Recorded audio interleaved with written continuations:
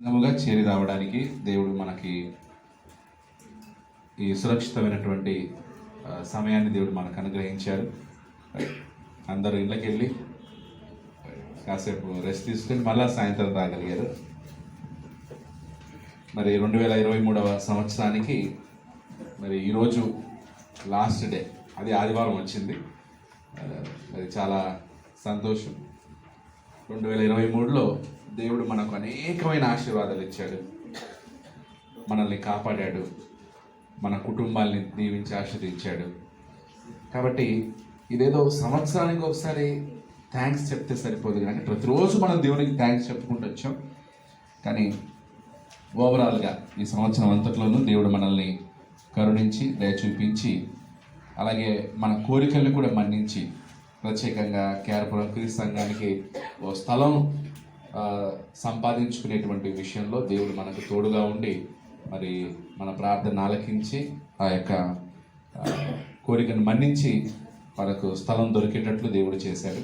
దానికి తగినట్లుగా ప్రతి ఒక్కరి దాతృత్వాన్ని ఆస్వాదించాడు, ప్రతి ఒక్కరి చేతి పనిని ఆస్వాదించాడు.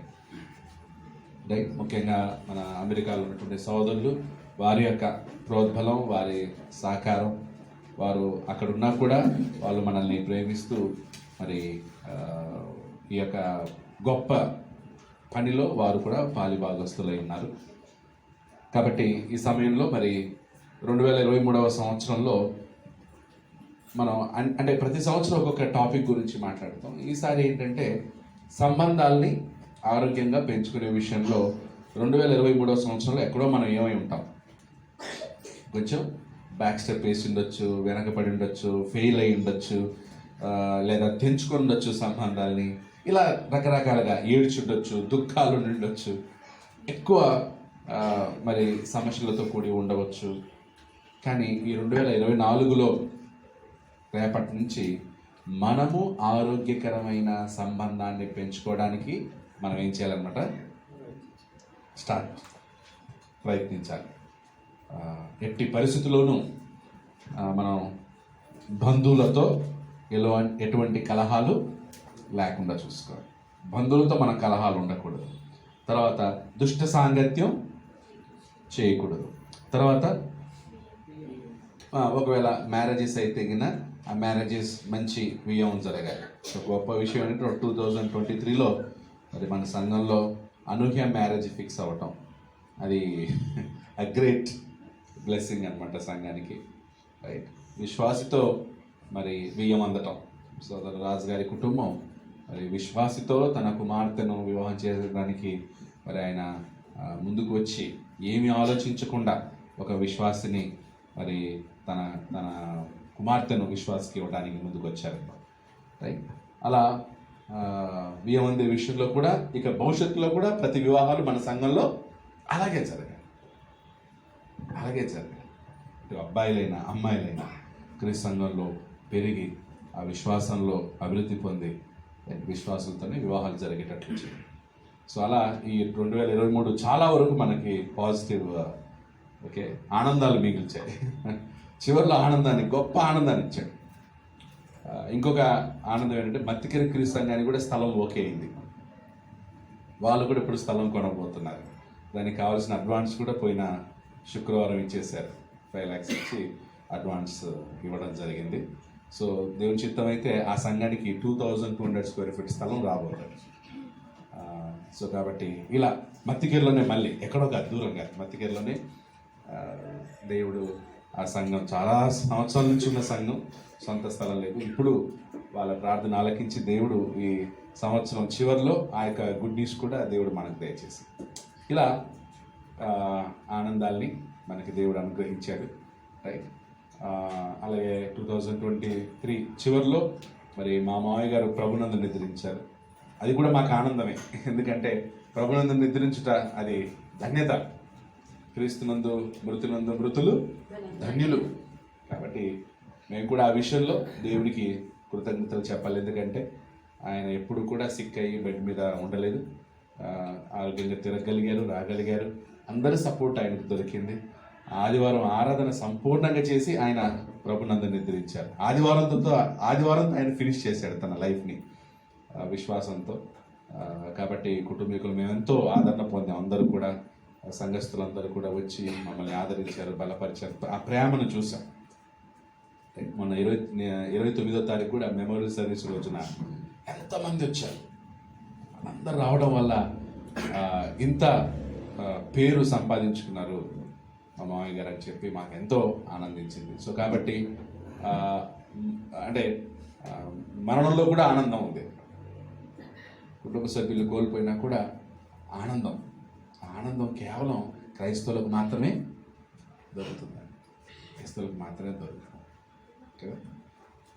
ఇలా 2023 మనకి చాలా వరకు మంచి ఆశీర్వాదాలను దేవుడు అనుగ్రహించి మనకు ఆశీర్వదించున్నాడు. ఈ సంవత్సరం 2024 కూడా ఇంకా బ్యూటిఫుల్గా ఉండాలి, ఇంకా ఆనందంగా ఉండాలి, ఇంకా సంతోషంగా ఉండాలి, ఇంకా ఆత్మీయంగా ఉండాలి, ఇంకా మనం స్పిరిచువాలిటీలో మనం మెచ్యూరిటీ ఏమవ్వాలన్నమాట.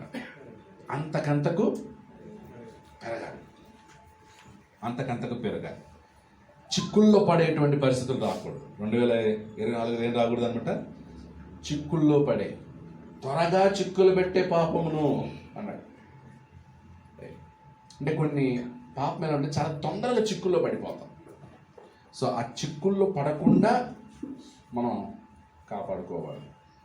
అలాగే ముఖ్యంగా మన థీమ్ ఏంటంటే 2024 సంవత్సరానికి థీమ్ ఏంటంటే చాలా ఉన్నాయి, కానీ ముఖ్య థీమ్ ఏంటంటే ఆరోగ్యకరమైన సంబంధాన్ని పెంచడం. ఒకరికి ఒకరు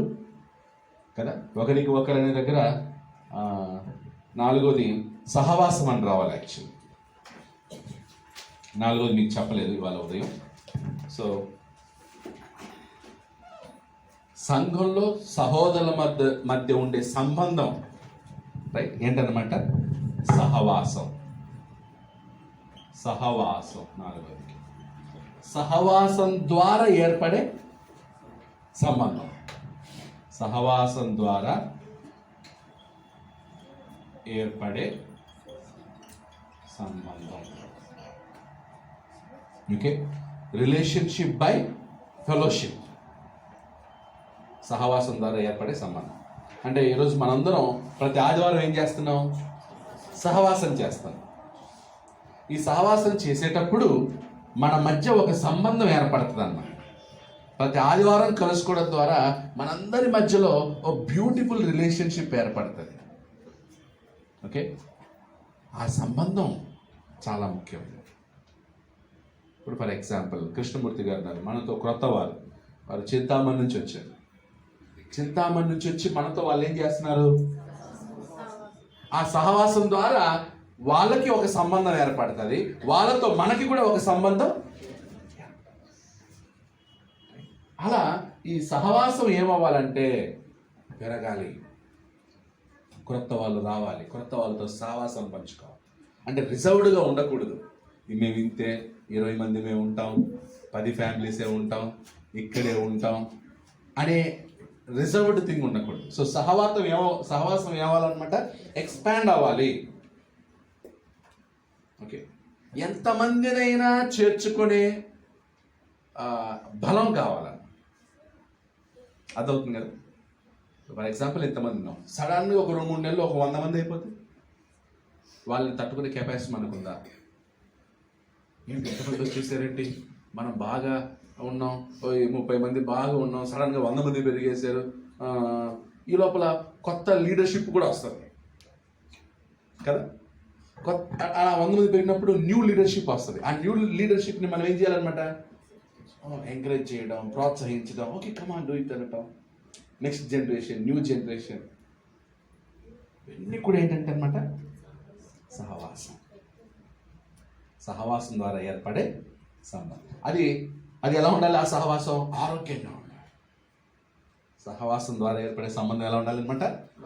అంటే సహోదరుల మధ్య సహవాసం ద్వారా ఏర్పడేటువంటి సంబంధం ఆరోగ్యంగా ఉండాలి, హెల్దీగా ఉండాలి, సంతోషంగా ఉండాలి, ఆనందంగా ఉండాలి.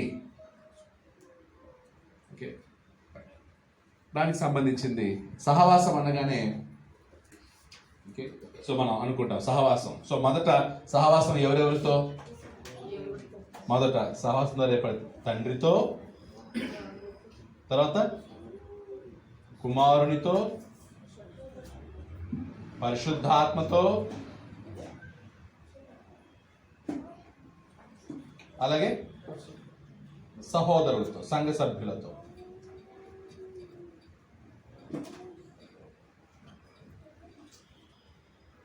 సంఘ సభ్యులతో, తండ్రితో, కుమారునితో, పరిశుద్ధాత్మతో, సంఘ సభ్యులతో ఏముంటదన్నమాట? మన సహవాసం. సహవాసం. ఇప్పుడు వీటన్నిటిలో వియ్యమందుల ద్వారా ఏర్పడే సంబంధం, సాంగత్యం ద్వారా ఏర్పడే సంబంధం, బంధుత్వం ద్వారా ఏర్పడే సంబంధం, సహవాసం ద్వారా ఏర్పడే సంబంధం, ఈ 4 ఉన్నాయి కదా. ఈ 4 సంబంధాలలో ఏది పర్మనెంట్గా ఉంటుంది?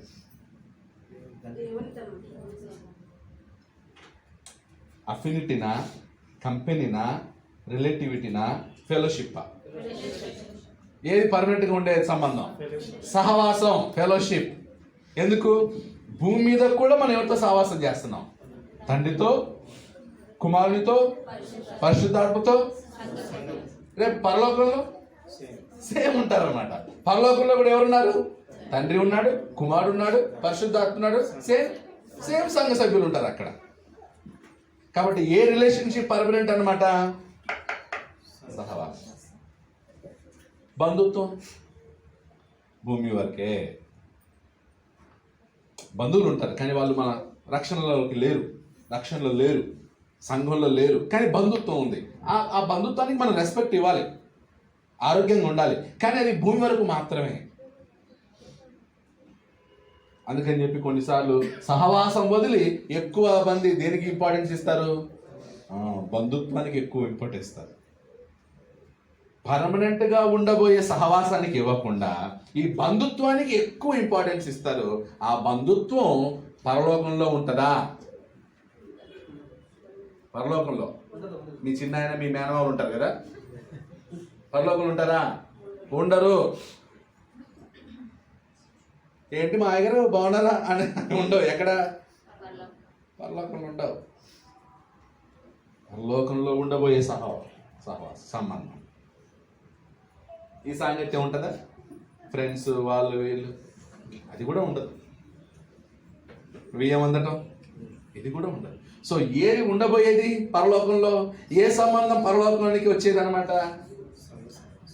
సో అందుకే భూమి మీద మనము ఏ సంబంధానికి ఎక్కువ ప్రాధాన్యత ఇవ్వాలంటే సహవాసం ద్వారా ఏర్పడేటువంటి సంబంధానికి మనం ఎక్కువ.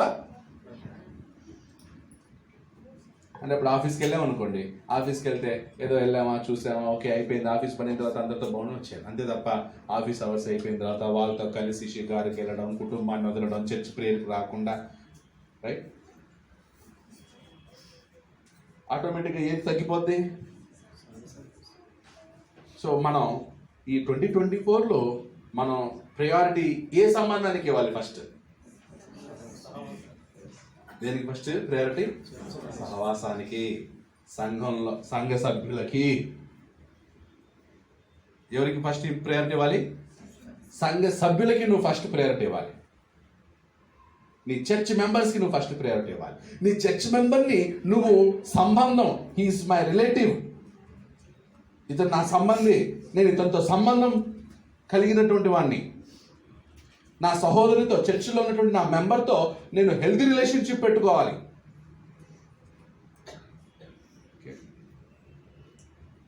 చాలా ముఖ్యం. సో ఇలాగున మరి 4 రకాలైన రిలేషన్షిప్స్, 4 టైప్స్ ఆఫ్ రిలేషన్షిప్స్. ఈ 4 టైప్స్ ఆఫ్ రిలేషన్షిప్స్ ఎలా ఉండాలి? ఆరోగ్యంగా ఉండాలి. దేనికి హైలీ ప్రయారిటీ ఇవ్వాలి? సహవాసానికి. ఎందుకంటే మన పరలోకంలో మనకు ఉండేది ఇదే సహవాసం, ఇదే సంబంధం కాబట్టి. ఓకే, నెక్స్ట్ దీనికి సంబంధించిన పాయింట్లో ఇది ఏ అని రాసు, ఇది ఉండిన టైప్స్ ఆఫ్ రిలేషన్షిప్స్ అని రాసుకోవచ్చు. దీనికి హెడ్డింగ్ ఏ అని రాసుకొని types of relationship.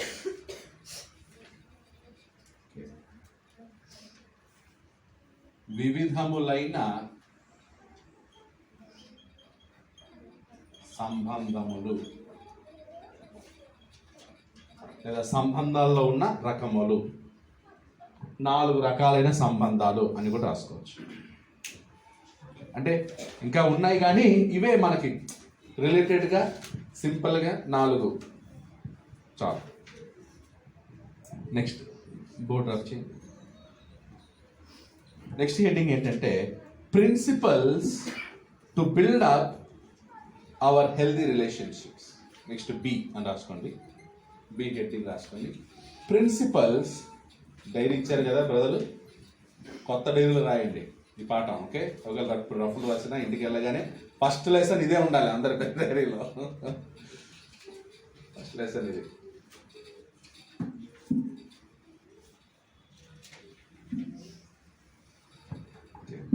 Principles to build up healthy relationship. Principles to build up healthy relationships. తెలుగులో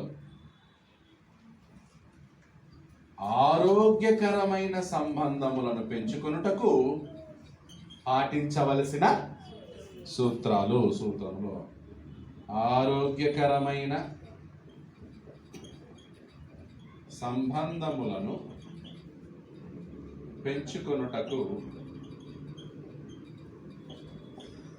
పాటించవలసిన సూత్రములు.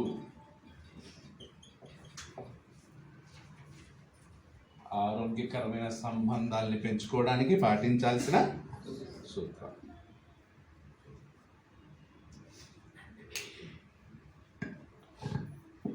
ఎక్కడున్న ఈ సూత్రాలు మనకి? రోమపత్రికలు ఉంటాయి. ఓకే, రోమపత్రిక నంబర్ 1 ఫస్ట్ సూత్రం చూద్దాం. రోమన్స్ 12వ అధ్యాయం 9వ వచనం. రోమపత్రిక 12వ అధ్యాయం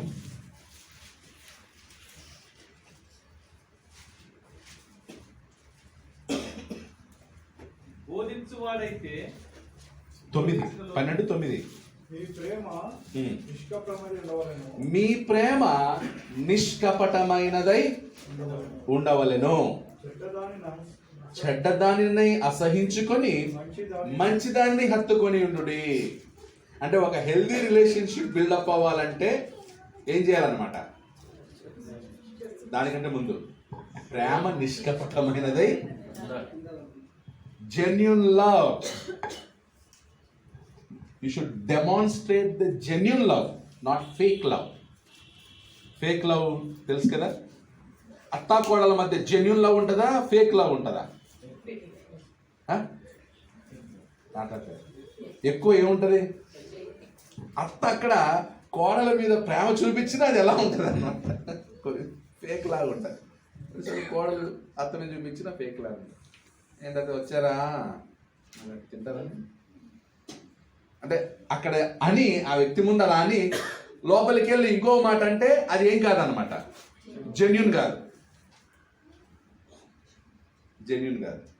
ఇప్పుడు మన ఇంటికి ఎవరో వచ్చారు, వాళ్ళకి ప్రేమతో భోజనం పెట్టేసి తింటాం, ఇప్పుడు వస్తాను చెప్పి అలా లోపలికి వెళ్ళిపోయి వెళ్తూ అన్ని పాటలేదు ఏం పాటలేదు, ఊరికి వచ్చి పడి వచ్చారు ఇలా అంటే నువ్వు ఇప్పటివరకు చూపించింది ఏం కాదు, జెన్యున్ కాదు.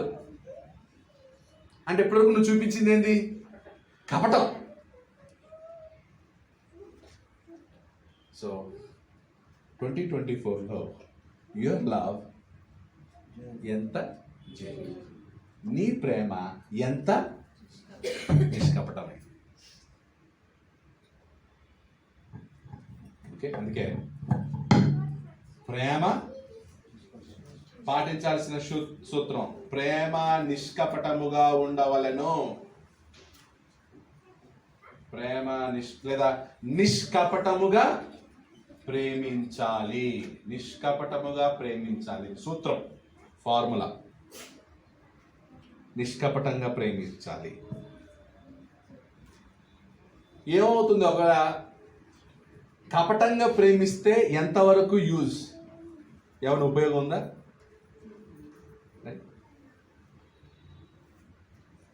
కపటంతో ప్రేమిస్తే, కపటంతో చేస్తే ఏ ప్రయోజనం? అందుకే మీరు కక్ష చేతనైనను వృతాతిశయము చేతనైనను ఏమీ చేయక అన్నాడు. అంటే నువ్వు ఏమన్నా చేస్తే ఎలా చేయాలి? నిష్కపటంగా చేయి. కక్షతో చేస్తే అది కపటం. ఎవరికైనా భోజనం పెట్టావు, కక్షతో పెట్టావు, అదేంటది? కపటం. భోజనం పెట్టావు, సంతోషంగా పెట్టడం లే, కపటం. 2023లో ఎంత కపటం ఉండింది?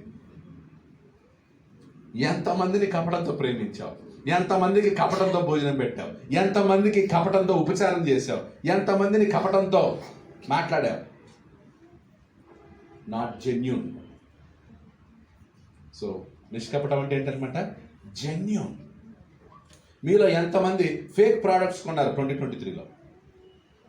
ఫేక్వి కొన్నారా? మాట్లాడలేదు. పోనీ ఫేక్ కొంటామా? మనం కొనేది ఫేక్ అని తెలిస్తే మనం కొంటామా? ఒరిజినలేనా అంటాం కదా. వ్యారంటీ ఉందా, గ్యారంటీ ఉందా, ఇది ఒరిజినలేనా అని దాన్ని చెక్ చేస్తాం మనం. అంటే మనం కొనే వస్తువులకేమో ఏముండాలి?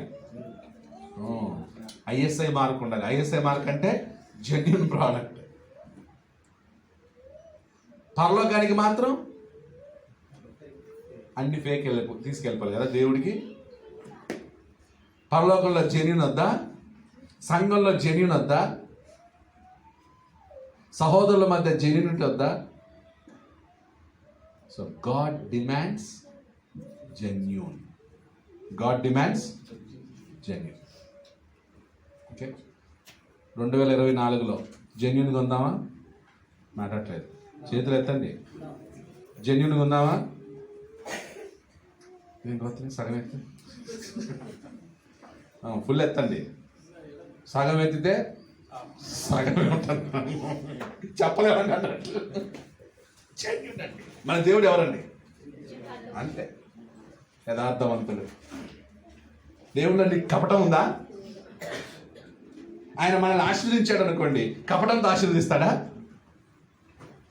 యథార్థం చేస్తాడు. మనం ఎవరికి పుట్టిన వాళ్ళం? అలాంటి తండ్రికి పుట్టిన వాళ్ళం, జెన్యూన్ తండ్రికి పుట్టిన వాళ్ళం. అప్పుడు మనం కూడా అలాగే ఉండాలి.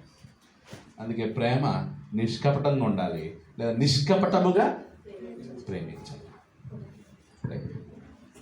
నెక్స్ట్, చెడ్డదాన్ని అసహించుకోవాలి, మంచిదాన్ని హత్తుకొని. సో ఈ వచనంలో ఒకటి నిష్కపటముగా ప్రేమించాలి, రెండోది చెడ్డదానిని ఏం చేయాలంట? చెడ్డదానిని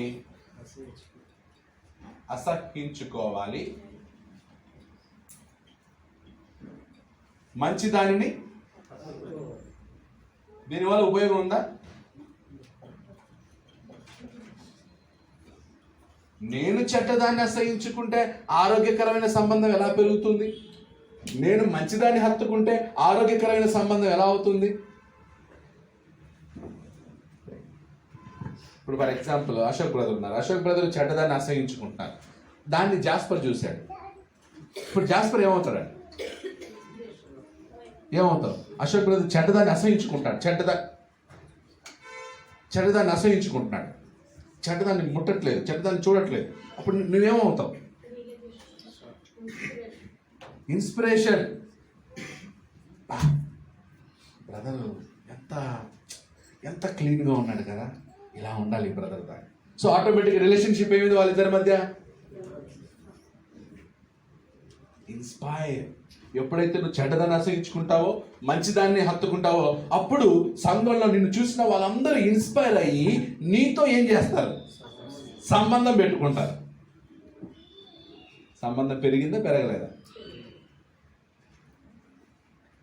మంచి వాళ్ళతో సహవాసం చేస్తారు, నీతో సంబంధం పెట్టుకోవడానికి ఊబిళ్ళు ఊడతారు. ఎప్పుడు బ్రదర్ ఇంటికి పిలుద్దాం, ఎప్పుడు వాళ్ళ ఇంటికి మనం వెళ్దాం, ఎప్పుడు వాళ్ళతో మాట్లాడదాం. అందుకే చెడ్డదాన్ని అసహించుకోవాలి, మంచిదాన్ని హత్తుకొని ఉండటం. మంచిదాన్ని హత్తుకోవాలి. ఓకే, నెక్స్ట్ రెండవ సూత్రం 12:10. సహోదర ప్రేమ విషయంలో ఒకనియందొకడు అనురాగం గలవారై ఘనత విషయంలో ఒకరికొకరు గొప్పగా ఎంచుకోండి. సహోదర ప్రేమ విషయంలో అనురాగము అన్నాడు. ఏమన్నాడు? సహోదర ప్రేమ విషయంలో ఏముండాలంట? అనురాగం. ఏంటి అనురాగం అంటే? అనురాగ రహితులు అన్నాడు. చట్టకార్యాల గురించి చెప్తూ 21 చట్టకార్యాల గురించి చెప్తూ రోమపత్రిక 1వ అధ్యాయంలో ఏమన్నాడు? అనురాగ రహితులు అన్నాడు. అనురాగ రహితులు అంటే సాధారణంగా ఉండాల్సిన ప్రేమ అన్నమాట. జనరల్గా అంటే మనిషి అన్నోడికి ఏముంటుంది అనమాట? అనురాగం ఉంటుంది. సింహానికి అనురాగం ఉండదు, పులికి అనురాగం ఉండదు. అవి ఎలా ఉంటాయి? క్రూరంగా ఉంటాయి. మనిషిలో క్రూరత్వం ఉండదు, మనిషిలో అనురాగం ఉంటుంది. అనురాగం అంటే సామాన్యంగా ఒక మనిషికి ఉండాల్సి. ఇప్పుడు ఫర్ ఎగ్జాంపుల్ ఎవరైనా మన ఇంటికి వచ్చారనుకోండి, సామాన్యంగా ఆ వ్యక్తితో మనం ఎలా స్టార్ట్ చేయాలి మాట్లాడడం? బాగున్నారా? నెక్స్ట్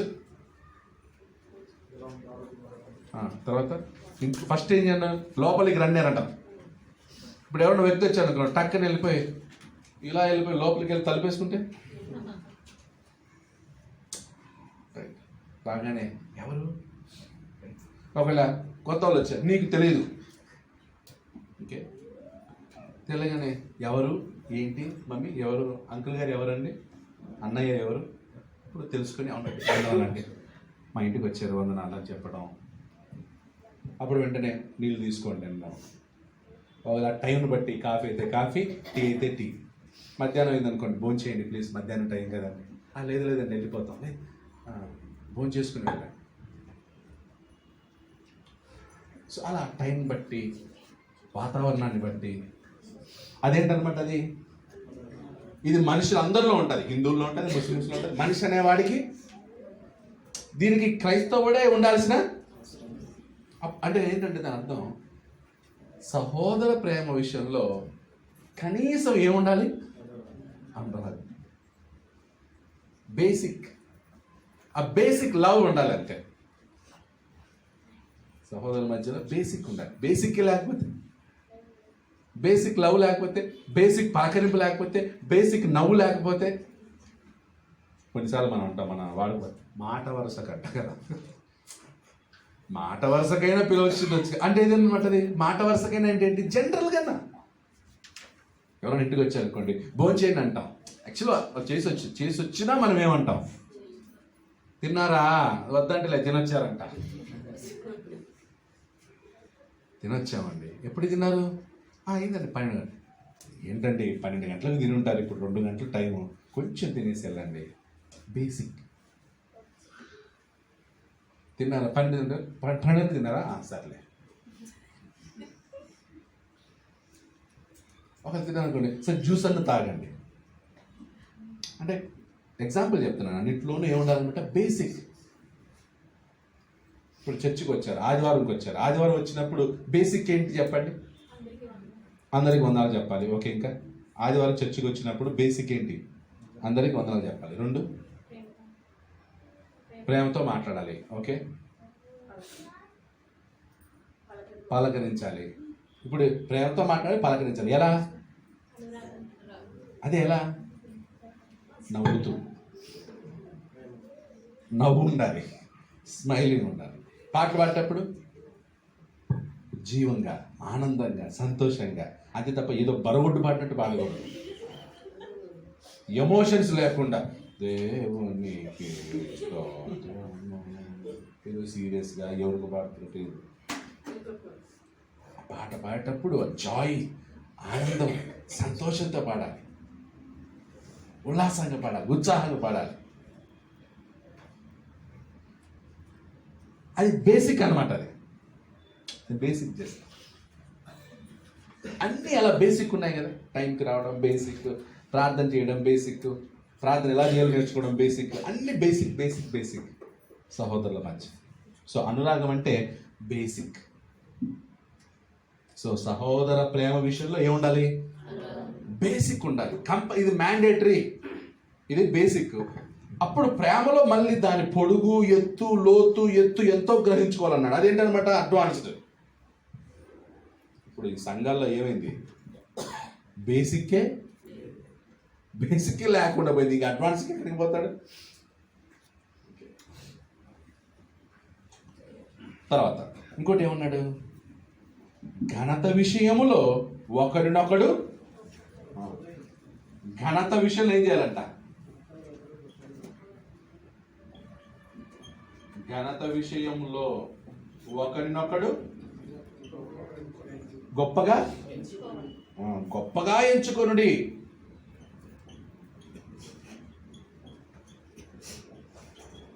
గొప్పగా ఎంచుకొనుడి.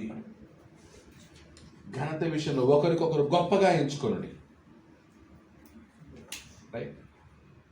ఇప్పుడు ఎవరైనా మీ ఇద్దరు ఎవరు గొప్ప అంటే నేనే గొప్ప అనకూడదు. ఏమనాలన్నమాట? నాకంటే బ్రదర్ గొప్ప అండి అంటే ఊరికే అర్థం. ఎప్పుడు గొప్పగా చెప్పుకోమని కాదు, అంటే హానర్ చేయమని అర్థం. సింపుల్గా ఏంటంటే హానర్ యువర్ బ్రదర్. నీ సహోదరుని గౌరవించు, నీ సహోదరుని ఘనపరచు, నీ సహోదరుని మాట్లాడు. కొన్నిసార్లు మాట్లాడమే గౌరవం, తెలుసా? మాట్లాడకపోవడం అవమానం, మాట్లాడించడమే పెద్ద గౌరవం. ఇప్పుడు ఎవరో ముసలోళ్ళు వెళ్తూ ఉంటారు అనుకోండి, వెళ్తున్నప్పుడు వాళ్ళని పిలిచి అవ్వా ఎలా ఉన్నావు, భోజనం చేసావా అంటే వాళ్ళని గౌరవించినట్లు అంతే. అంతే. ఎప్పుడో ఒక సంవత్సరానికి బట్టిచ్చి, చీరిచ్చి, దండేసి పెట్టడం గౌరవం కాదు.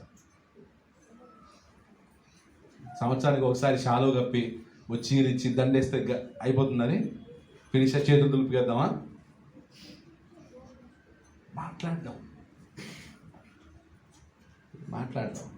అబ్బా ఎలా ఉన్నావు, ఆరోగ్యం ఎలా ఉంది? అందుకే ఘనత విషయంలో ఒకరినొకడు గొప్పగా ఎంచుకొనుడి. 12:10 2 వచ్చాయి. నెక్స్ట్ 12:12 నిరీక్షణ గలవారై సంతోషించు, శ్రమ యందు ఓర్పు గలవారై, ప్రార్థన యందు పట్టుదల కలిగి ఉండుడి. 12:12 ప్రార్థన యందు పట్టుదల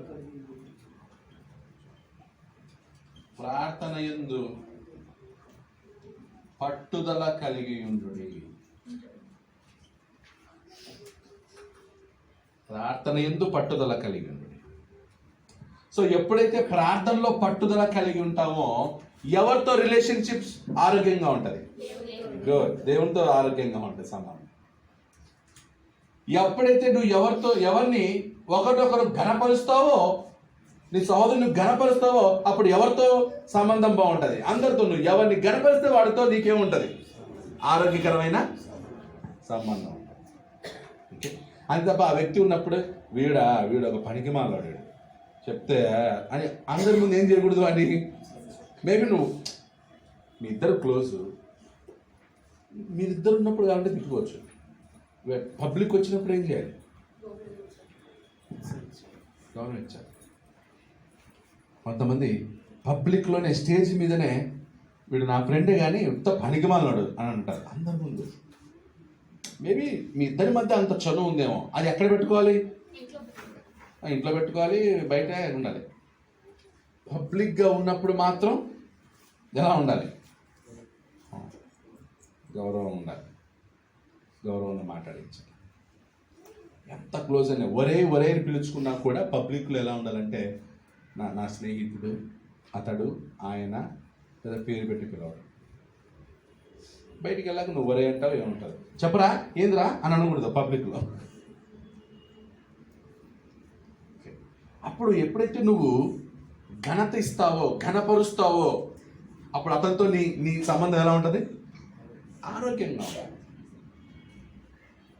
వారిని నువ్వు తగ్గించి నువ్వు హెచ్చించుకున్నావు అనుకో, రిలేషన్షిప్ ఇప్పుడు ఎలా ఉంటుంది? అప్పుడు నెక్స్ట్ ఇంటికి వస్తున్నాను అంటే ఇంటికి వస్తున్నావా, నేను లేను కొంచెం బిజీగా ఉన్నాను అంటాడు. అంటే నిన్ను రానియడు, వాడు నీతో మాట్లాడు, బాగా పెద్ద నసరాయుడు, ఎప్పుడు నెగిటివ్గా మాట్లాడతాడు, ఎప్పుడు బూతులు మాట్లాడు, ఎప్పుడు ఇంకో ఏదో అదే ఇది రానివాడు. ఆరోగ్యకరమైన సంబంధాన్ని పెంచుకోవడానికి సూత్రాలు గుర్తుపెట్టుకోండి. స్త్రీలు కూడా, స్త్రీలకు కొన్నిసార్లు నాలుక కంట్రోల్ చేయడం కష్టం, స్త్రీల నాలుక. ఓకే, దాన్ని లంగరేసి లాగి గట్టిగా పట్టుకున్నా కూడా వెళ్తాంటది ముందుకి, స్త్రీల నాలుక. సో ఒకరికొకరు మాట్లాడుకునేటప్పుడు జాగ్రత్తగా మాట్లాడుకోండి. స్త్రీలు కూడా ఒకరినొకరు ఘనపరుచుకునేటట్లు ఉండాలి. ఒకరిని పేరు పెట్టి పిలిస్తే పేరు పెట్టి పిలువు. ఒకళ్ళు నీకు చనువు ఉంటే గిన అమ్మాయి రా అమ్మాయి అన్న. ఒక స్త్రీ ఇంకొక స్త్రీని పబ్లిక్లో అవమానించకూడదు, హేళనగా మాట్లాడకూడదు, అగౌరవంగా మాట్లాడకూడదు, వక్రీకరించి మాట్లాడకూడదు, వ్యంగ్యంగా మాట్లాడకూడదు. నాలుగు కంట్రోల్ ఉండాలి. నాలుగు కంట్రోల్. స్త్రీలు ఒకవేళ మీరు నవ్విన పబ్లిక్లో ఏదో అదేదో నీటి గుర్రం నోరు తెరిచి ఇంత పెద్ద నోరు తెరిచి నవ్వకూడదు. పబ్లిక్గా నవ్వాలి, సింపుల్గా నవ్వాలి.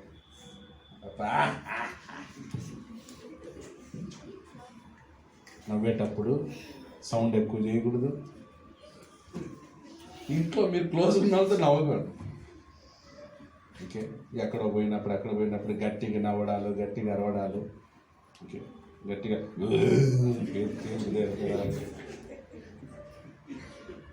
ఒకవేళ ఆవులింపు వచ్చినా కూడా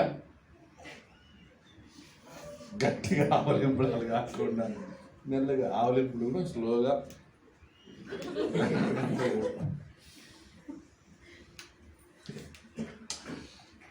చాలా డీసెన్సీ. అప్పుడు నీతో రిలేషన్షిప్ మెయింటైన్ చేస్తారు. ఎప్పుడు గట్టిగా మార్చుకుంటే ఏంటా వచ్చినావా పైన అంటే ఏంది సౌండ్, డిస్టెన్స్ మెయింటైన్ చేస్తారు. అదే ఎంత ఆ సౌండ్ కూడా చాలా ఇంపార్టెంట్. ఇప్పుడు స్పీకర్కి సౌండ్ ఉంది కదా, ఇప్పుడు దీన్ని పెంచితే ఎలా ఉంటుంది మీకు? ఇప్పుడు అదే అంత డబ్బులు పెట్టి కొనొచ్చో సౌండ్ రాకపోతే ఎట్లా? సౌండ్ ఎక్కువ పెట్టుకుంటావా? ఎంత కావాలో ఈ బిల్డింగ్ ఎంత కావాలో అంతే పెట్టుకుంటాం. ఓకే, నెక్స్ట్ రోమా 12:12 ఏంటి సూత్రం? ప్రార్థన యందు పట్టుదల కలిగి ఉండుడి. ఇది దేవునితో మన సంబంధాన్ని ఏం చేస్తుంది అన్నమాట. ఇంకోటి, పరిశుద్ధుల అవసరములలో పాలు పొందుడి. పరిశుద్ధుల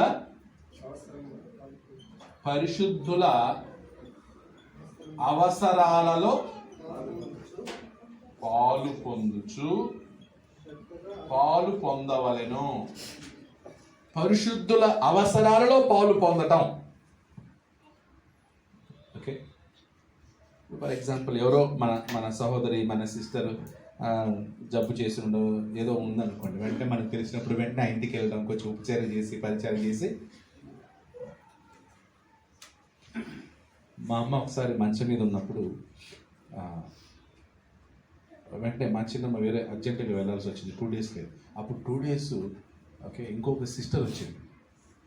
ఓకే, బాగా నేను అక్క అని పిలుస్తున్నా. అక్క వచ్చి 2 డేస్ పరిచయం చేసింది మా అమ్మకి. బంధం కాదు, సంబంధం కాదు, 2 డేస్ పరిచయం చేసింది. అంటే ఏంటి దాని అర్థం? పరిశుద్ధుల అవసరాలలో పాల్పొందు. ఒకసారి మధ్యకర్ చర్చ్లో ఇప్పుడు వాళ్ళు మరినాకల్పల్లో ఉన్నారు, సంవత్సరం. వాళ్ళ కొడుకు ఒక అబ్బాయి, పెద్ద అబ్బాయి, కొంచెం మానసికంగా మానసిక రోగి. వాళ్ళు రైల్వే స్టేషన్ దిగాక ఆ అబ్బాయి వాళ్ళ తల్లి దగ్గర నుంచి తప్పిపోయాడు. ఎక్కడికి పోయాడో తెలియదు.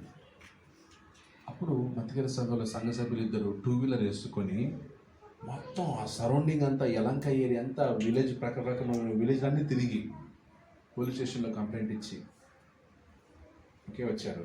మరుసటి రోజు అబ్బాయి ఎక్కడున్నాడో దొరికాడు. అప్పుడు అతను ఆనందంగా సంఘం లేకపోతే నా కొడుకు దొరికేవాడు కాదు. అప్పటి నుండి ఇంకా వాక్యం వినడం మొదలెట్టాడు.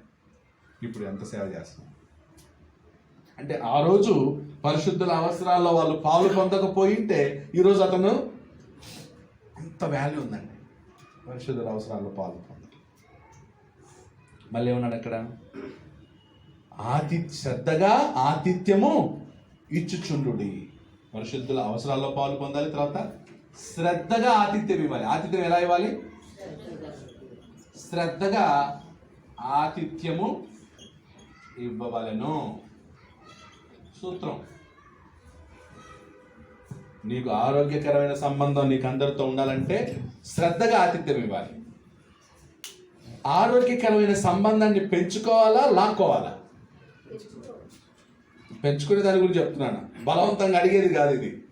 హెల్తీ రిలేషన్షిప్ ఎప్పుడు కూడా ఇట్స్ ఇన్ యువర్ హ్యాండ్, నీ చేతిలో ఉంది. నువ్వు పెంచాలి, నువ్వు పెంచుకోవాలి. అది అంతే తప్ప ఏం కాదు, అది డిమాండ్ చేసే కాదు. ఓకే, నాతో ఎవ్వరు మాట్లాడరు, నాకు ఎవ్వరు వదనాలు చెప్పారు, నన్ను ఎవ్వరు ఇంటికి పిల్లరు.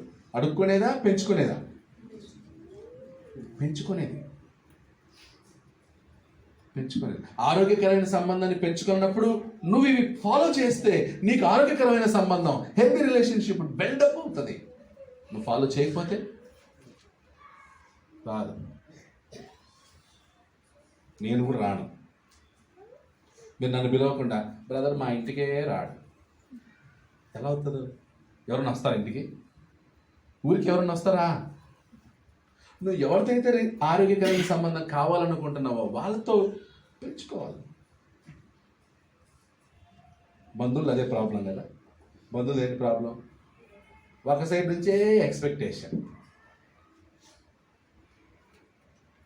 నువ్వు పెంచుకో, నువ్వు డెవలప్ చేసుకో, నువ్వు ముందుకెళ్ళు, నువ్వు ఆతిథ్యమే. వాళ్ళు నన్ను పిలవాలి, అప్పుడు నేను వాళ్ళ ఇంటికి వెళ్తాను. It's your responsibility to build up a healthy relationship. అది సువార్తికుది కాదు ఆ పని, లేదా దేవుడిది కూడా కాదు ఆ పని. దేవుడు కూడా ఎవరిని మనకేం చేయడం అనమాట, మనకి ఆ రెస్పాన్సిబిలిటీ ఇచ్చాడన్నమాట. ఓకే, నువ్వు నీ గుణలక్షణాలు కలిగి ఉంటే దేవుడు అప్పుడు ఏం చేస్తాడంటే నీ శత్రువు కూడా ఏం చేస్తాడు, నిన్ను. నీలో ఇవి లేకపోతే ఎలా చేస్తాడు చెప్పు?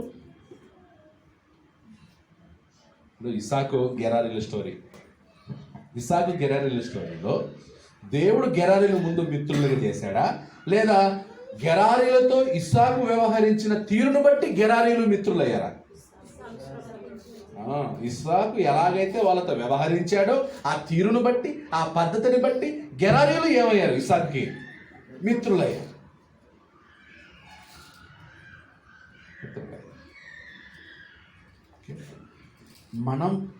మనం వ్యవహరించే తీరును బట్టి దేవుడు మనకేం చేస్తాడు? ఆశీర్వాదాలు ఇస్తాడు, మిత్రుల్ని చేస్తాడు, శత్రువుని కూడా క్లోజ్గా చేస్తాడు.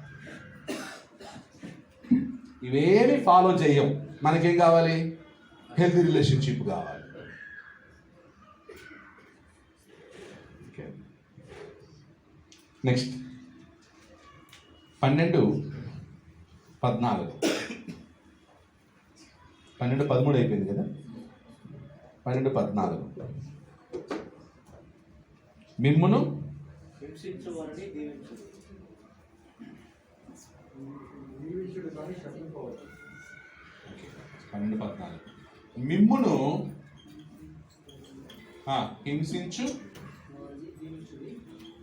హింసించు వారిని ప్రేమించుడి.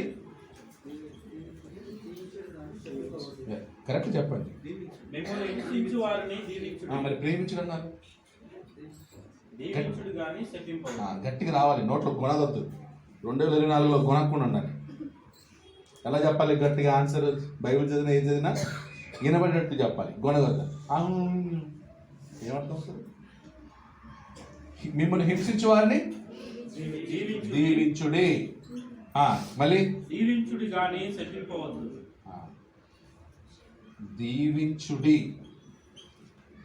దీవించుట తప్ప శపించనే వద్దు. అసలు నీ నోట్లో నుంచి ఏం రాకూడదు, శాప వచనాలే రాకూడదు, అన్ని దీవెన వచనాలే రావాలి. అన్ని దీవెన వచనాలు అంటే అన్ని వచనాలు కూడా బాగుండు, ఓకే, బాగుండు, మంచిది, సంతోషం, చాలా మంచిది, అది చాలా మంచిది. నేను ఆల్రెడీ ప్రాక్టీస్ చేస్తున్నాను, ఇంకా ఎక్కువ చేద్దాం అనుకుంటాను ఈ సంవత్సరం. ఆల్రెడీ చాలా రోజుల నుంచి నన్ను హింసించే వాళ్ళకి థ్యాంక్ గాడ్ బ్లెస్ యూ అంటారు.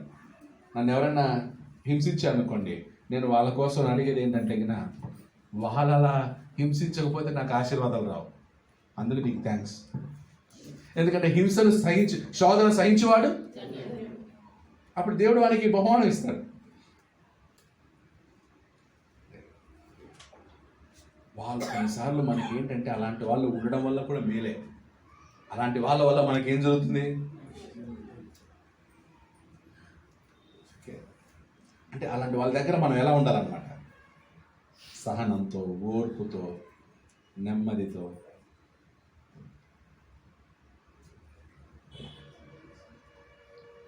మన గురించి ఎప్పుడు చెడుగా చెప్పే వాని దగ్గరికి వెళ్ళిపోయి బ్రదర్ వందనాలండి బాగున్నారు అన్నాం అనుకోండి, ఎలా ఉంటుంది వానికి?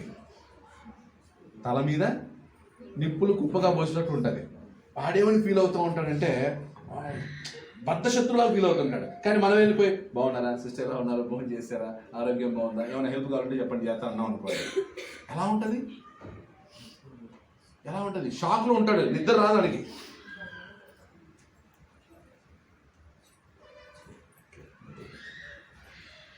వేసుకోవాలి కదా, తండ్రి వీరేమి చేయించున్నారో వీరు ఎరుగరు, వీరిని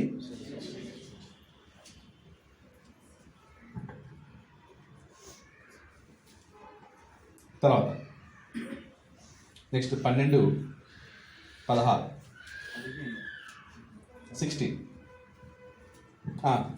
15 సంతోషించు వారితో సంతోషించుడి,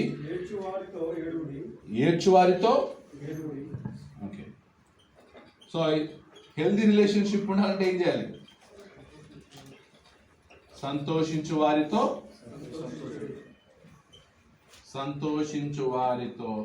సంతోషించు, ఏడ్చు వారితో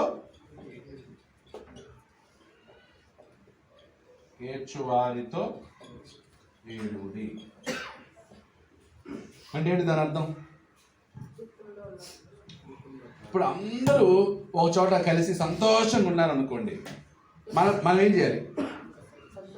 మనం కూడా వాళ్ళ ప్రక్కన నిలబడి ఏంటి చాలా హ్యాపీగా ఉన్నారు, ఏంటి విషయం నాకు చెప్పరా, నేను కూడా సంతోషిస్తాను, నాకు చెప్పండి ప్లీజ్, నేను ఆనందిస్తాను అని తప్ప ఏందో అట్ట నవ్వుతున్నారు అని చెప్పి ఏం చేయకూడదు. నువ్వు ఒక మూలలో లేదా ఫోన్ పెట్టుకుని ఎక్కడో ఏకాకిగా ఉండద్దు.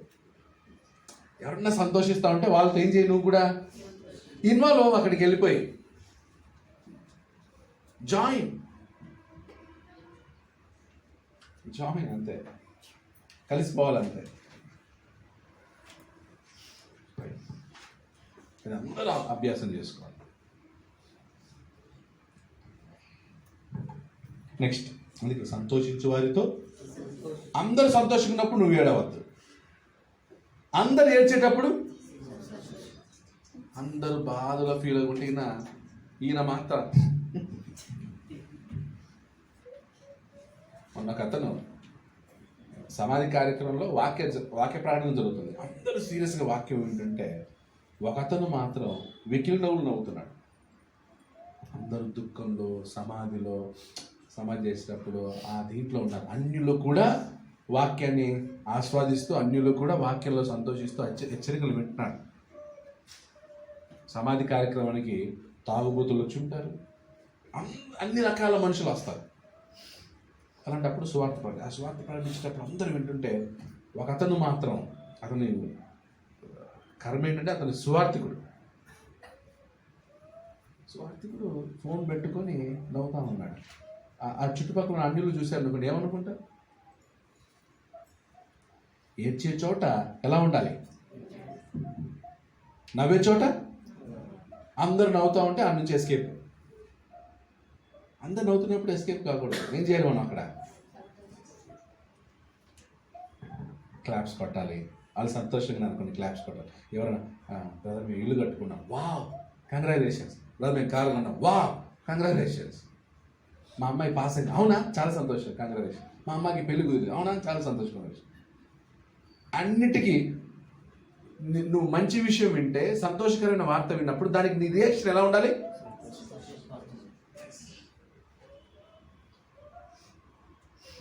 ఒకవేళ నీకు నష్టం జరిగింది కానీ వాళ్ళకి మేలు జరిగింది, అప్పుడే ఉండాలి? మంచి పని చేశారు బ్రదరు, నేను చేసిన తప్పు చేయకుండా మీరు మంచి పని చేశారు. నేను నష్టపోయాను బ్రదరు, కానీ మీరు నష్టపోకుండా ఉన్నారు, నాకు అది చాలా సంతోషం బ్రదర్. కనీసం మీరైనా నష్టపోకుండా ఉన్నారు అనాలి. దాన్ని మెచ్యూరిటీ అంటారు. ఏమంటారు దాన్ని? మెచ్యూరిటీ లెవెల్ పెరగాలి.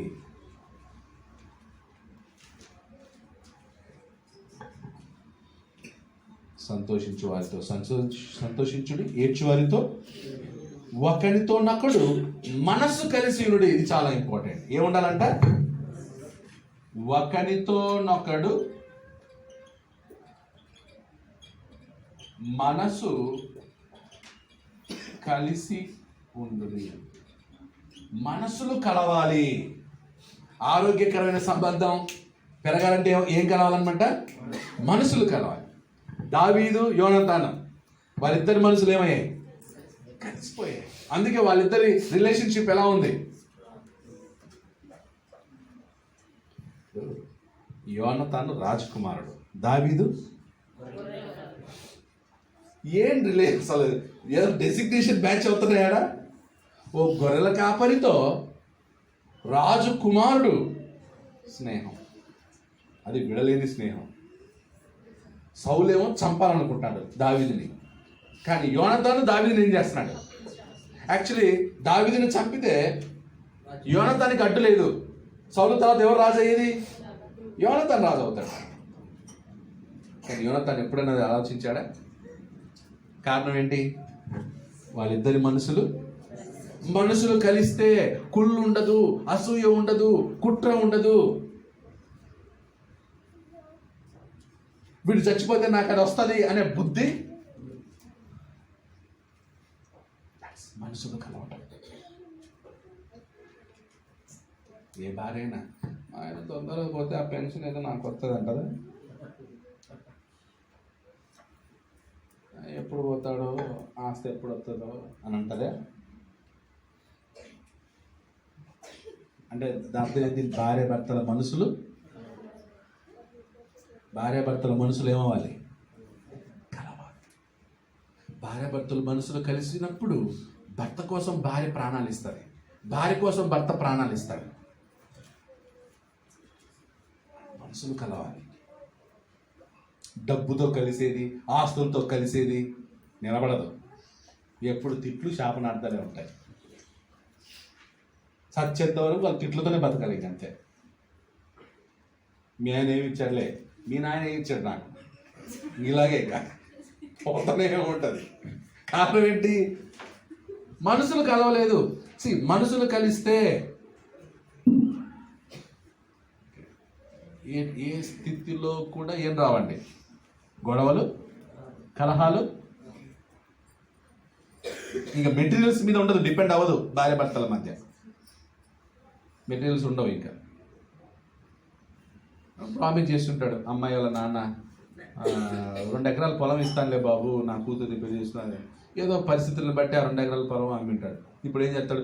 నాకు ఇస్తానన్న 2 ఎకరాల పొలం ఇవ్వలే. ఇంకంతే. అదే పట్టుకొని జీవితాంతం ఏం చేస్తాడు? టార్చర్ పెడతాడు. భార్య ముఖ్యం, 2 ఎకరాల పొలం ముఖ్యం. ఏమన్నా కాలో గీలో ఇరిగి మంచం మీద పడితే 2 ఎకరాల పొలం ఉండదు. అప్పుడు సేవ చేసేది ఎవరు? భార్య సేవ చేసేది. 2 ఎకరాల పొలం వచ్చి సేవ చేస్తుందా? మనసులు కలవాలి. అలాగే సహోదరుల మధ్య మనసులు కలవాలి. పౌలు అదే అన్నాడు కదా, మీ హృదయములు ఏమైపోయినాయి. పౌలుని కొరింథీ సంఘం వాళ్ళు తమ హృదయంలో నుంచి తోసివేశారు. పౌలు కొరింథీ సంఘం యొక్క హృదయాలలో, పౌలు మనసేమో వాళ్ళతో కలవాలని ఉంటే వాళ్ళ మనసేమో పౌలు మనసుతో ఏమవట్లేదు, కలవట్లేదు. అందుకే అక్కడ దుర్బోధ ప్రవేశించింది. అక్కడ వేరే వాళ్ళు వచ్చారు, వాళ్ళకి పౌలు మీద దురాభిప్రాయం కలిగింది. అందుకే పౌలు అన్నాడు, బెత్తంతో రమ్మంటారా?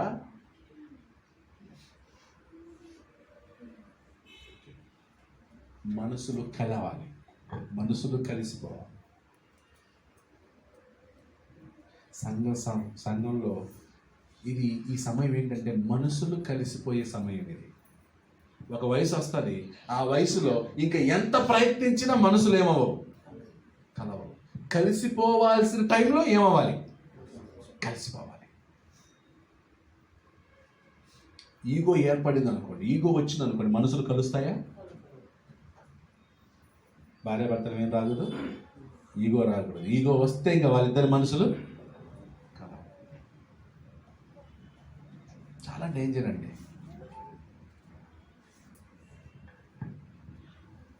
నెక్స్ట్ 12:16. హెచ్చు వాటి యందు మనసుంచక తగ్గు వాటి యందు ఆసక్తులైనడి, మీకు మీరే బుద్ధిమంతులమని అనుకోవద్దు. అంటే 15 పదాల్లోనే చాలా పాయింట్లు వచ్చాయి. ఏం చేయమంటున్నాడు? హెచ్చు వాటి యందు మనస్సు ఉంచక తగ్గు వాటి యందు ఆసక్తులై. హెచ్చు వాటి యందు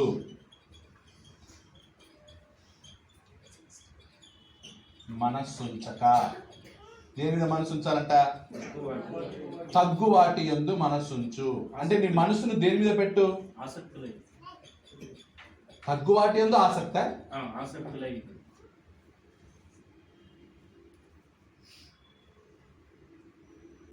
హెచ్చు వాటి యందు మనస్సు ఉంచక తగ్గు వాటి యందు ఆసక్తులై ఉండుడి.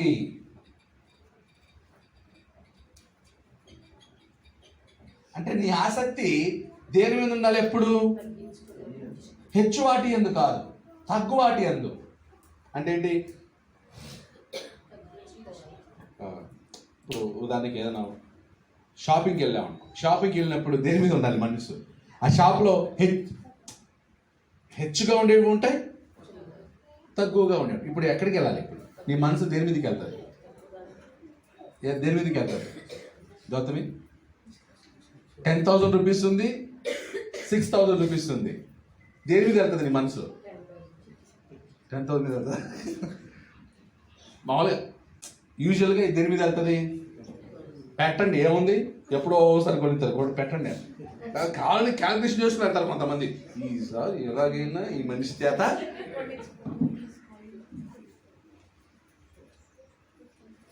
కొన్నిసార్లు చీరల్లో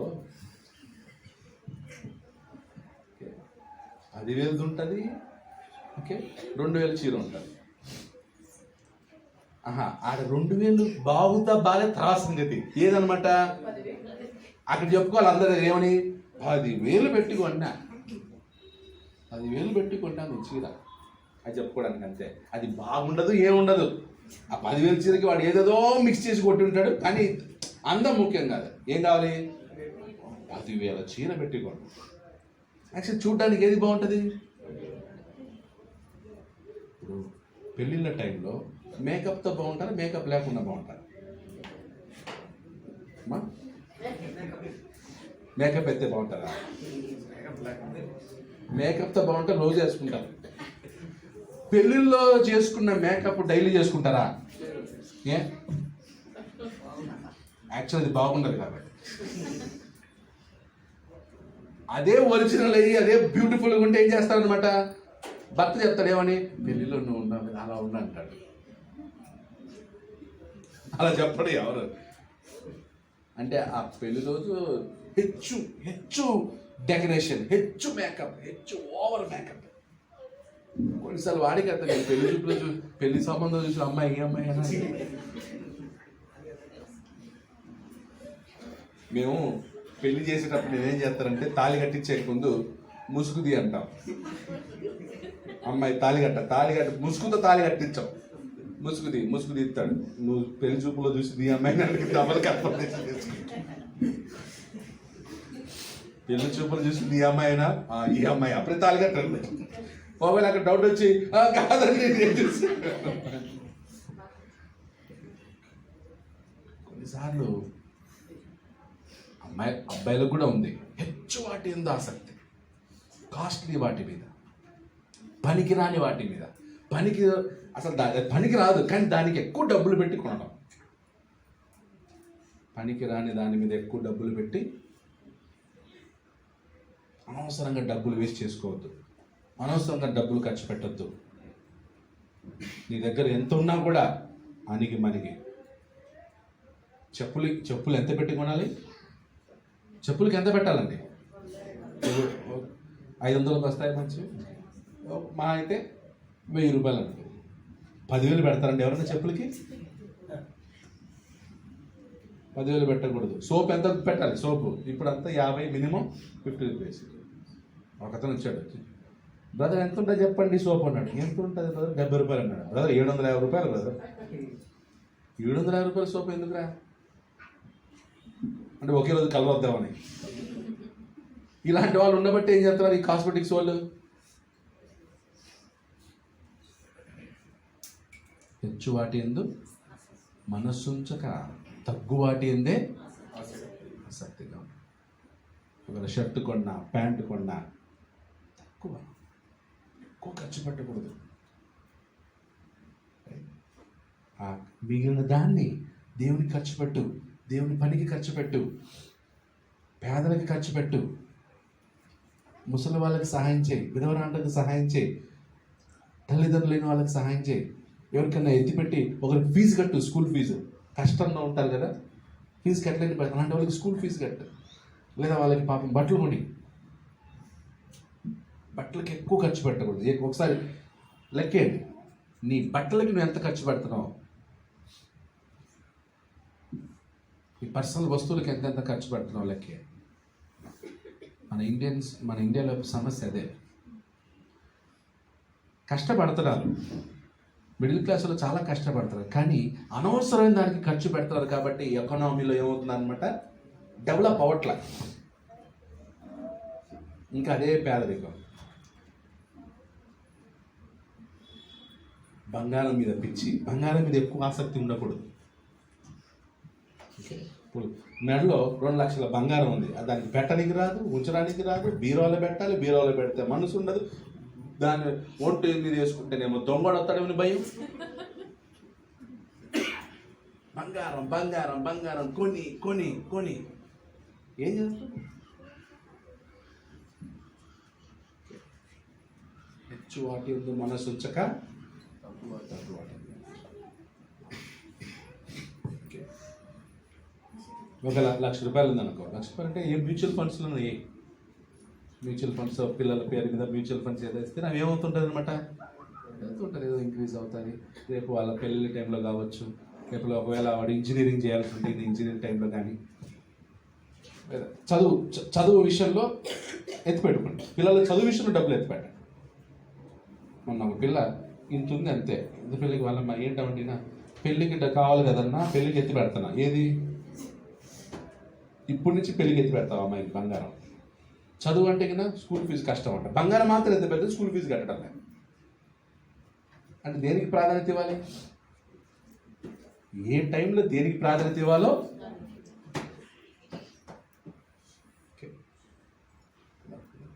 నేనమ్మా పైన ఇప్పుడు తను అయితే ఎడుతురికిరియా ಇಲ್ಲ అదే మనకి దేని మీద ఆసక్తి ఉంచాలో కూడా బేసిక్ లేకుండా. నెక్స్ట్ 6వ 6th వన్ భోజనం వచ్చిందా? Okay fine. సో 9 ఉన్నాయి. 6 కదా చెప్తారో చెప్పి నువ్వు చేస్తాను. 12-17 కీడుకు ప్రతి కీడు ఎవరికి చేయవద్దు. కీడుకు ప్రతి కీడు ఎవరికి చేయవద్దు. మనుషులందరి దృష్టికి యోగ్యమైన వాటిని గురించి ఆలోచన కలిగి మనుషులందరి దృష్టికి, ఇక్కడ పాయింట్ ఏంటంటే మనుషులందరి దృష్టికి ఎలా ఉండాలి? యోగ్యమైన వాటిని. మనుషులందరి దృష్టికి యోగ్యంగా ఉండాలి.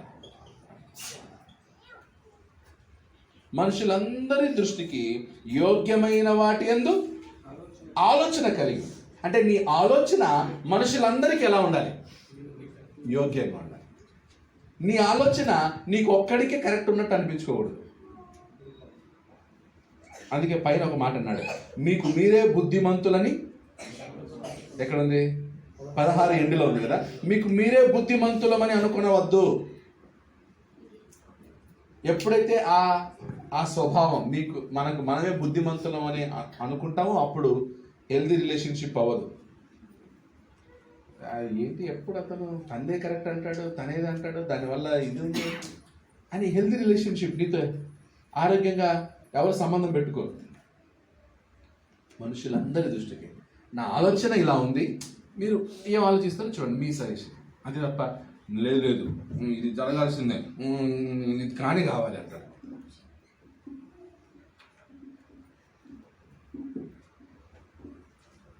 కొంతమంది పిచ్చి, నా ఆలోచనే నెగ్గాలని దాని మీద ఏం చేస్తారనమాట, పట్టుబడతారు. ఇక ఎవరి మాట ఏంటి, అక్కడ గొడవైనా పర్లే, కలహైన పర్లే, నా మాటే నెగ్గాలి. అలా ఉండకూడదు. మనుషులందరి దృష్టికి ఎలా ఉండాలంట. అందుకే మీన్స్ మీటింగ్ కానీ సంఘంలో మీటింగ్స్ పెట్టి ఆలోచించి అందరి దృష్టికి యోగ్యంగా ఉండేది ముందుగా.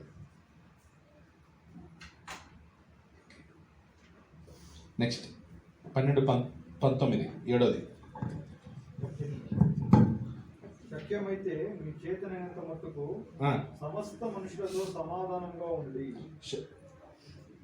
18. శక్యమైతే మీ చేతనంత మట్టుకు సమస్త మనుషులతో ఎలా ఉండాలంటే, సమస్త మనుషులతో ఎలా ఉండాలి? సమస్త మనుషులతో సమాధానముగా ఉండుడి.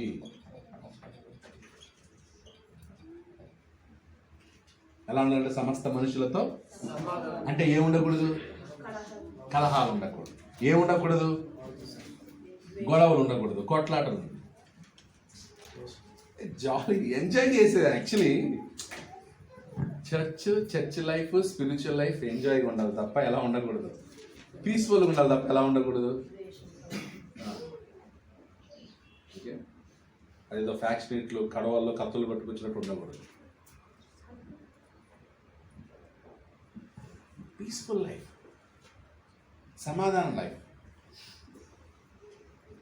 ఓకే, అదే తప్ప సంఘం హారర్ సినిమాలాగా ఉండకూడదు.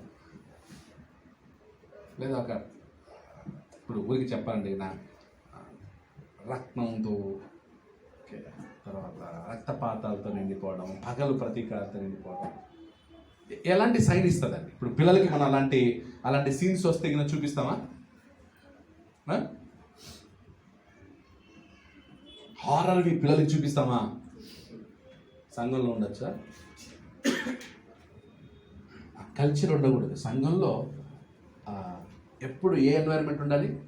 పీస్ఫుల్ ఎన్వైరన్మెంట్, జాయ్ఫుల్ ఎన్వైరన్మెంట్, సంతోషం, ఆనందం, సమాధానం, అందరితో, సమస్త మనుషులతో సమాధానం. తర్వాత 7 అయిపోయింది. 8వ 19.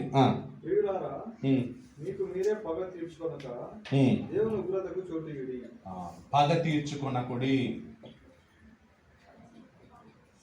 పగ తీర్చుకొనకుడి. No revenge.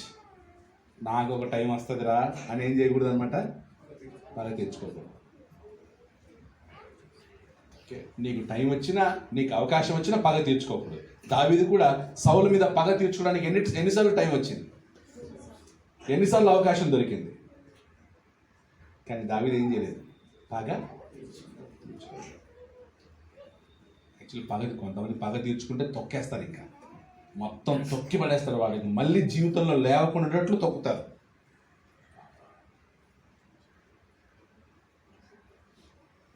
ఒకడు నాశనం అయ్యేటట్లు మనం పగ తీర్చుకోకూడదు. ఒకడి కుటుంబం పాడేటట్లు మనం పగ తీర్చుకోకూడదు. ఒకడు ఏడ్చేటట్లు పగ తీర్చుకోకూడదు. కొంతమందికి ఎంత పగ తీర్చుకున్నాడంటే వాడు ఏడిస్తే కానీ వీడు సమాధానం పడడానికి అంతవరకు పగ తీర్చుకుంటాడు. క్రైస్తవులకు ఆ గుణం ఉండొచ్చా?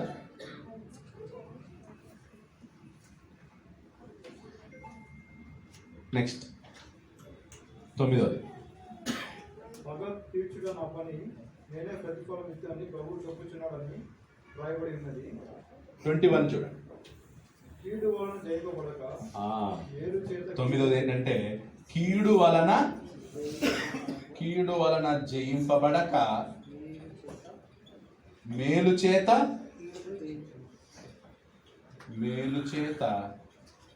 కీడును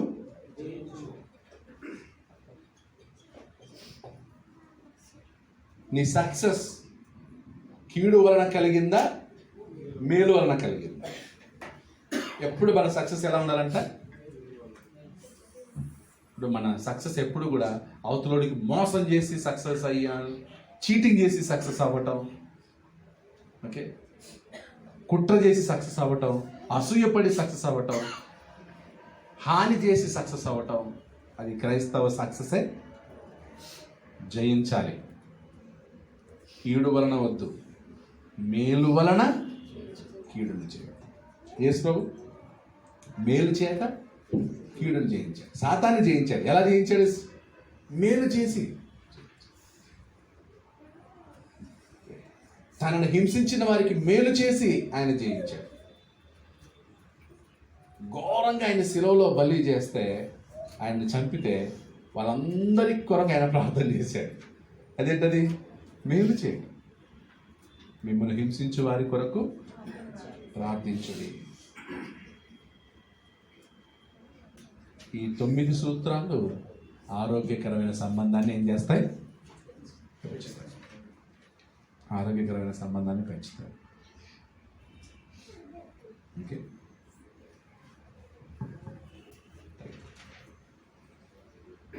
లాస్ట్ వన్ ముగింపులో ఏం రాసుకుంటారంటే, when a relationship becomes effective. See, when a relationship becomes effective, లేదా how to make our relationship effective. మన యొక్క సంబంధాన్ని ప్రభావితంగా చేసుకోవడానికి, బలంగా ఉంచుకోవడానికి ఏం చేయాలి? ఏమైండొచ్చు ఒకసారి మీరు గెస్ చేయండి. ఇవి సూత్రాలు ఫాలో చేయాల్సింది, కానీ ఒకటి ఉంది, అది చాలా ఎఫెక్టివ్ అన్నమాట.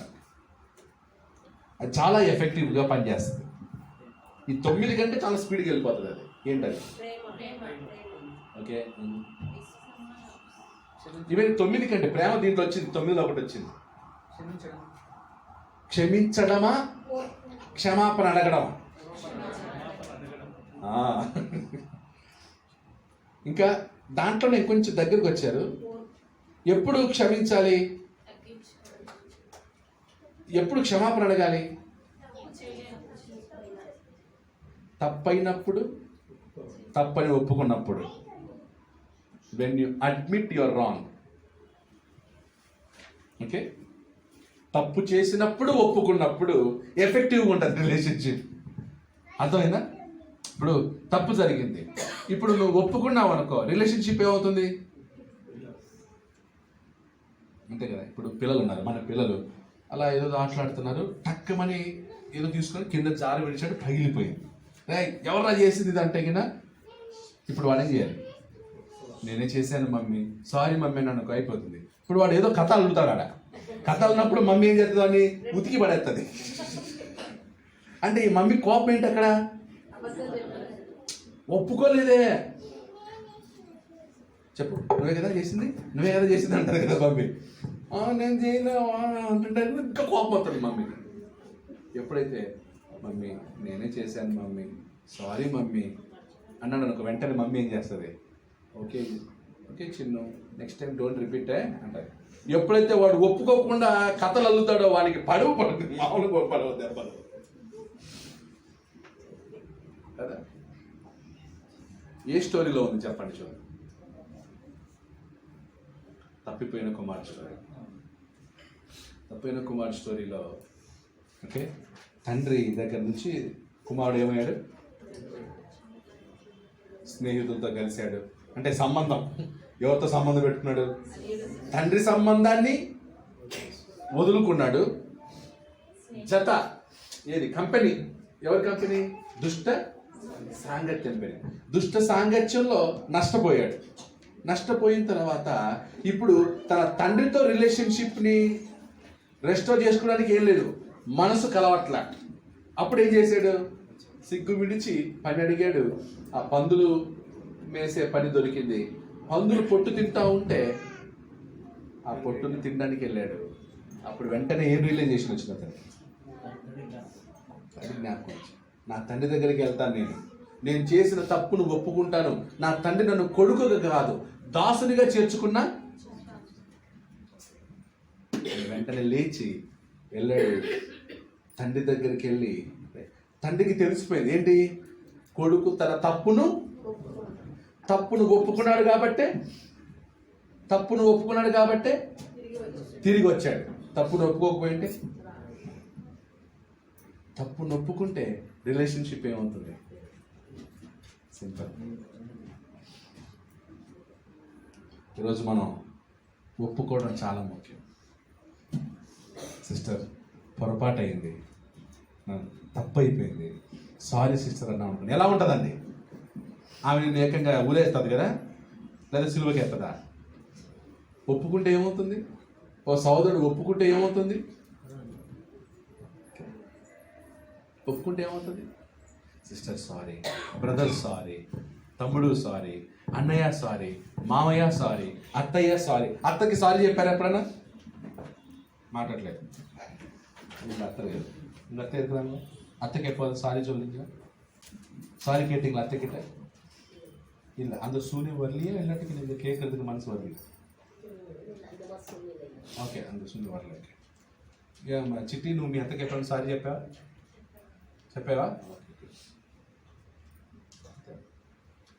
కర్ణ నువ్వు చెప్పావా మీ అత్తకి? ఉందా మీ అత్త?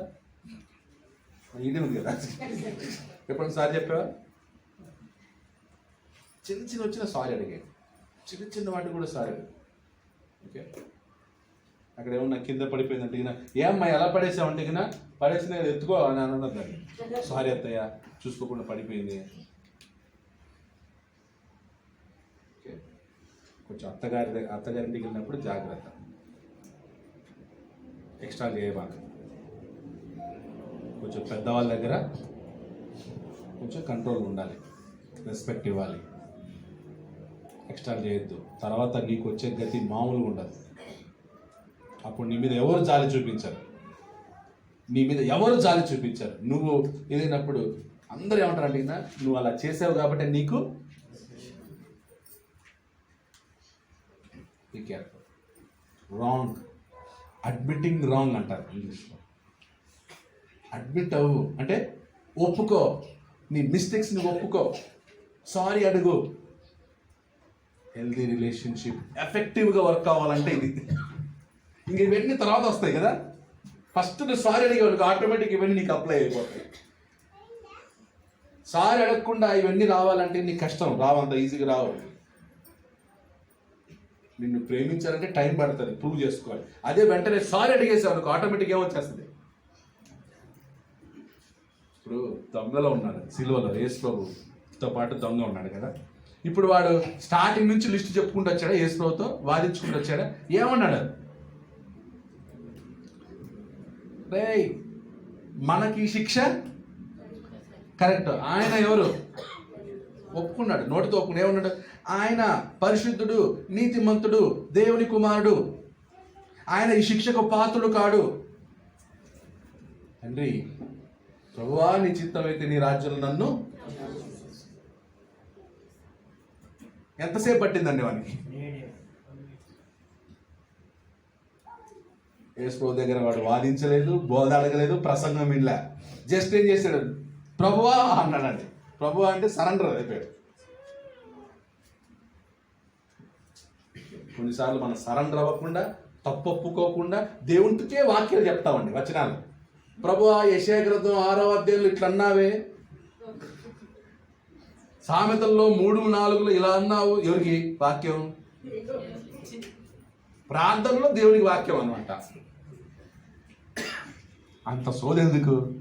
డైరెక్ట్గా నాయనా క్షమించు, దేవా క్షమించు, తండ్రి క్షమించు, ఫినిష్. ఇప్పుడు భర్త దగ్గర కూడా వాదించుకుంటూ ఈగోతో పోయి వాదించుకుంటూ పోతే ఎండ ఎక్కడికి పోతుంది? ఎక్కడ ఎండ్ అవుతుంది? శతాబ్ది ఎక్స్ప్రెస్ ఎక్కుతాం అంతే కదా. చివరికి ట్రైన్ ఎక్కి వెళ్ళిపోవడమే. అదే అండి సారీ అడిగా ఉంటే కూల్. భర్త మంచి హోటల్ నుంచి బిర్యానీ తెప్పిస్తాడు ఆడిగా. అదే ఈగోకపోతే అయిపోయి అంతే. అవసరమా మనకి ఇవన్నీ? when we admit our mistakes, when we admit our wrong, then the healthy relationship. అందుకే ఎప్పుడు చిన్నవాళ్ళు పెద్దవాళ్ళని సారీ అడగడంలో ఎప్పుడు ఏమవ్వద్దు, సిగ్గుపడద్దు, నామోషపడద్దు, అవమానంగా ఫీల్ అవుతుంది.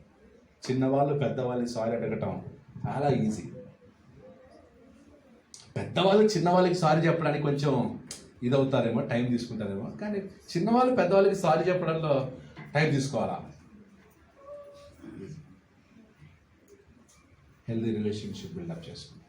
ఓకే, మన రిలేషన్షిప్ ఎఫెక్టివ్గా ఉండాలంటే మన తప్పుని ఎప్పటికీ మన రిలేషన్షిప్ హెల్దీగా ఉండాలంటే ఈ 9 సూత్రాల్ని.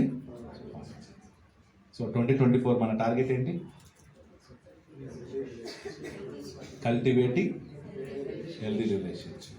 అంటే కలహాలు 0 అవ్వాలా, 5-6 ఉంటే చాలా? 0. ఎక్కడ బంధువులతో కలహాలు ఆడకూడదు, సంఘంలో కలహాలు ఆడకూడదు, ఎక్కడ కూడా కలహాలు ఉండదు. సమస్త మనుషులతో సమాధానం. క్లియర్? ఫైన్. కాబట్టి 2023లో అన్నిటికీ గుడ్ బై చెప్పి 2024లో ఎలా ఉందాం? సమాధానంగా ఉందాం. అనవసరంగా ఇరుక్కోవద్దు. మళ్ళీ ఇంకా ఎచ్చులకు పోయి ఇరుక్కొని మళ్ళీ గొడవలు పట్లాడుకుపోవద్దు. కొంచెం జ్ఞానంగా తెలివిగా ఉండండి. ఎవరైనా మోసం చేయడానికి వచ్చినప్పుడు కూడా వెంటనే మోసపోకుండా బీ వాయిస్. ఈ 2024 దేవుడు మనకి గొప్ప ఆశీర్వాదాన్ని ఇచ్చి ఆత్మ సంబంధమైన జ్ఞానాన్ని, ఇంకా అధిక వాక్యం దొరకాలని ప్రార్థించారు కదా. ఏమని ప్రార్థన చేయండి? నాయనా మాకు 2023లో ఇంత మంచి వాక్యం ఇచ్చాం, 2024లో కూడా మా సువార్థికుడు మాకు మంచి, అది ప్రార్థన చేయాలి. ఇంకా కొత్త వాక్యాలు వినాలి మేము, ఇంకా డిఫరెంట్గా వాక్యాలు వినాలి మేము అని ప్రార్థన చేయాలి. అప్పుడు దేవుడు మాకు కూడా ఏమి ఇస్తాడు? జ్ఞానం ఇస్తాడు. మీరు ప్రార్థన చేయకపోతే మాకు జ్ఞానం రాదు. ఓకే, సో అలాగే మీరు ప్రార్థన చేయండి. తప్పకుండా మనకి దేవుడు తన యొక్క కృపను తోడుగా ఉంచి ఎలాగైతే 2023ని సక్సెస్ చేశాడో 2024లో కూడా సక్సెస్ని, ఆనందాన్ని, సంతోషాన్ని ఇచ్చుటకు దేవుడు సహాయం చేయను గాక. సో దేవుడి చిత్తం అయితే నా ప్రార్థన అంటే తెలుసా? 2024లో ఓకే 3 జంటలు తల్లిదండ్రులు అవ్వాలనేది నా కోరిక. 3 జంటలు ఉన్నారు. ఓకే, సతీష్, అలాగే Madhuri and Rajesh and Gautami, Ramesh and Sindhu. దేవుడు వారికి ఓకే గర్భఫలాన్ని దయచేసి వారిని తల్లిదండ్రులుగా చేయాలని నా ఫస్ట్ ప్రార్థన. అది సంఘానికి వచ్చి. సెకండ్ వచ్చేసి మరి అనూహ్య వివాహం అవబోతుంది. అది చాలా ఆనందం నాకు. ఒక సంఘ సువార్థికుడిగా, బోధకుడిగా నాకు చాలా ఆనందం. అలాగే చదివే వాళ్ళు 10th, ఇంటర్ ఎవరైతే ఉన్నారో ఎవరు ఫెయిల్ కాకుండా అందరూ పాస్ అవ్వాలి మన పిల్లలు. అది నా యొక్క ఆశ. అండ్ మోర్ ఓవర్ ప్రతి కుటుంబం మధ్యలో లవ్లీ రిలేషన్షిప్ ఉండాలి తప్ప కంప్లైంట్లు, అది నేను చాలా కోరుకునేది. సరేనా? అలా ఉండాలని ప్రతి ఒక్కరిని ప్రేమతో కోరుచు అడ్వాన్స్ హ్యాపీ న్యూ ఇయర్ 2024 నూతన సంవత్సర శుభాకాంక్షలు. అందరికీ వందనాలు.